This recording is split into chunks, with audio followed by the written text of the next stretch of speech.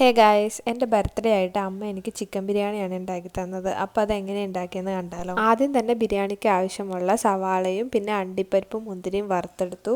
അതിനുശേഷം ആ എണ്ണയിലേക്ക് തന്നെ ചിക്കൻ വറുത്തെടുത്തു.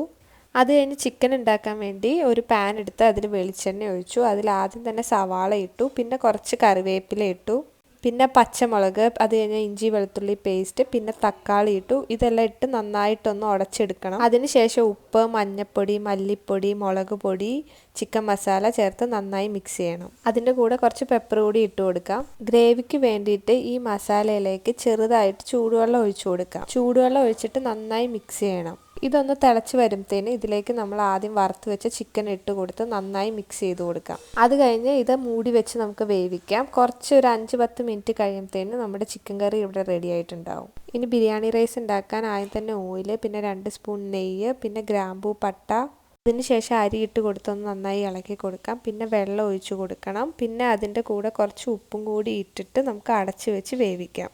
ഒരു 10-15 മിനിറ്റിനുള്ളിൽ നമുക്ക് അരി വെന്ത് കിട്ടും. അതിനുശേഷം അത് തുറന്ന് നന്നായി ഒന്ന് ഇളക്കി കൊടുത്ത് മല്ലിയില, പിന്നെ ആദ്യം നമ്മൾ വറുത്ത് വെച്ച സവാള, പിന്നെ അണ്ടിപ്പരിപ്പ് മുന്തിരി എല്ലാം അതിൻ്റെ മേലിൽ ഇട്ട് കൊടുത്താൽ നമ്മുടെ ബിരിയാണി റെഡി ആയിട്ടുണ്ട്. അപ്പോൾ എല്ലാവരും ഉണ്ടാക്കി നോക്ക്.